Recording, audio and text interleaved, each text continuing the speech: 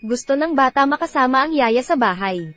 Matulog sa isang kama. Di masyado nag-isip ang yaya. Dahil 3 years old pa ang bata. Di niya alam dwarf ang bata. 17 taong gulang ngayong taon. Bilang karagdagan sa taas, ang ibang functions ay nabuo ng normal. Siya si Oscar. Di na siya lumaki mula ng 6 years old siya. Nagsisimula ang lahat sa kanyang ina. Childhood sweethearts ang ina at si Jan. Close relatives sila. Kaya di sila pwede makasal. Nag-asawa ang ina ng isang chef. Tago sila nagkasintahan ni Jan. Biglang, may nabuo sa pag-ibig nila. Ipinanganak si Oscar. Matalino kaysa sa mga batang kasing edad niya. Ang relasyon ng ina at Jan ay di normal. Sa 3rd birthday ni Oscar, di siya binigyan ng ina ng tin drum. Naupo si Oscar sa ilalim ng mesa na may drum. Binabati ni Jan ang nanay gamit ang paa niya. Nainis si Oscar sa kanilang dalawa. Kaya kusa siyang nahulog sa hagdan. Kahit walang muscle ang na-injured. Pero never tumangkad si Oscar. Itinuring niya ang tin drum bilang treasure. Niyakap ito buong araw. Gustong sunggaban ni tatay. Sumigaw si Oscar bilang pagtutol. Sa oras na ito, natuklasan niya ang special ability niya. Pag sumigaw siya, mababasag niya ang mga glass products. Tahimik na kumuha ng tasa si Oscar. Nag-eeksperimento sa sulok. Nakita ng mga bata kung gaano siya kalakas. Lahat ay sinasamba siya. Mas malalim ang pagkahumaling ni Oscar sa tin drum. Kahit sa klase kailangan mag-drum. Ito ay nakadistorbo sa klase. Gusto ng guro kunin ang tin drum. Sumigaw si Oscar. Hindi lang nabasag ang glass window. Nabasag rin ang salamin ng guro. Napagtanto ni nanay ang skill ni Oscar. Malamang na makasakit ng ibang tao. Dinala siya sa ospital para mag-check up. Tumanggi si Oscar na makipagtulungan. Sumigaw at nagbasag ng maraming bagay sa opisina. Di siya sinisi ng doktor. Nagsulat siya ng thesis tungkol kay Oscar. At nilagay siya sa dyaryo. Pagkatapos sumikat hawak-hawak ni Oscar ang tin drum. Habang tumatanda, unti-unti ding nagbago ang disposisyon ni Oscar. Siya ay interesado sa katawan ng opposite sex. Pero itinuring siya ng ina bilang 3 years old na bata. Never sila nag-usap ng mga ito. Di siya pinapayagang magbasa ng ganun. Nababalisa si Oscar. Di nagbabago ang kanyang katawan. Pero mature na ang sa loob. Dinala ng babae ang anak sa date. Akala niya ay walang naiintindihan si Oscar. Ang dalawang kasintahan ay magkasama sa hotel. Nakita ito lahat ni Oscar. Nagalit siya.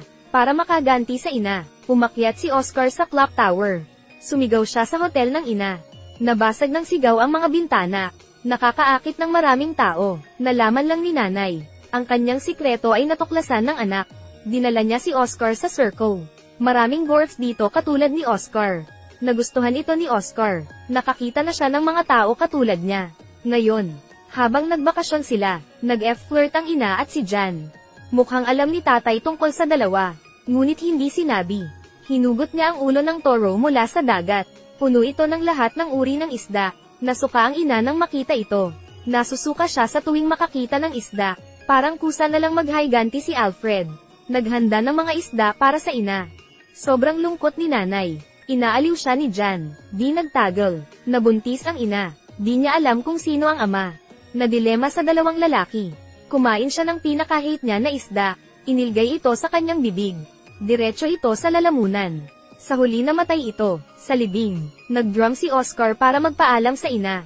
Di nagtagal. Sumiklab ang labanan. Pinatay si Jan. Patay na ang mga magulang. Si Oscar na lang ang natira. Ngayon, isang 16 anyos na si Maria ang dumating sa bahay. Si Maria ay dalisay at kaibig-ibig. Na love at first sight si Oscar. Nag-so storytelling si Maria sa kanya sa gabi. Itinuring siya ni Maria na parang kapatid. Kahit na sinabi ni Oscar na siya ay 16. Hindi rin maniwala si Maria. Dinala siya sa beach para maglaro. Sabay sila nagpapalit ng swimsuit. Di mapigilan ni Oscar na magustuhan si Maria. Pero walang chance. Wala si tatay ngayon at hindi pa umuwi. Ito na ang chance ni Oscar. Natulog ang dalawa sa isang kama. Gusto ni Maria kumain ng candy. Binigyan niya ito para mapalapit sa kanya. Di inaasahan. Di lang pala siya may gusto kay Maria. Si Alfred na rin. Sinuntok ni Oscar si Maria sa tiyan. Di nagtagal. Nabuntis si Maria. Kinuha ni Oscar ang scissors. Gatong patayin ang bata. Naglagay siya ng pop sa tiyan. Dilaan ng konti. Ngayon.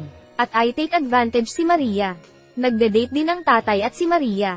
Puno ng puot si Oscar. Ngunit walang magawa, di nagtagal. Nabuntis si Maria. Gusto ni Oscar patayin ang bata.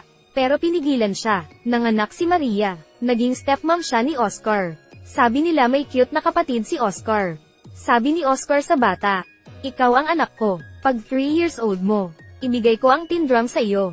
Kung di mo gusto lumaki, turuan kita anong gagawin." Ngayon, umalis si Oscar dala ang tin drum. Nahanap niya ang dwarf sa circus. Nakilala ng duwende si Rose. Nag-drawing siya ng heart gamit ang skill. Ganap na makuha ang puso ni Rose. Sumali si Oscar sa circo. Nag-perform sa mga mayayaman. Gumanda ang relasyon ng dalawa. Minsan nagpa-picnic sila ng mga friends. Napaka-komportable ng buhay. Nakita nila ang 5 madre sa dalampasigan. Nang makita ng opisyal, inutos sa mga sundalo na barilin ito. Lahat ay nalulungkot matapos itong makita. Di inaasahan. Bumagsak sa kanila ang artillery fire. Pag-retreat, tinamaan si Rose ng artillery fire. Nagdadalamhati si Oscar. Bumalik siya sa bayan dala ang tin drum. 3 years old na ang anak. Pinadalhan siya ni Oscar ng tin drum. Di nagtagal. Natapos ang war. Natalo ang tatay. Buong pamilya nagtago sa cellar. Pero na-detect sila, at binaril sila.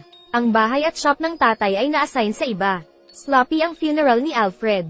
Orphaned na si Oscar. Kailangan niya na lumaki. Umiiyak at inihagis ang tambol sa libingan ng ama. Binato siya ng kapatid sa ulo. Nawalan ng malay si Oscar. Simula noon, nagsimula na ring lumaki ang katawan.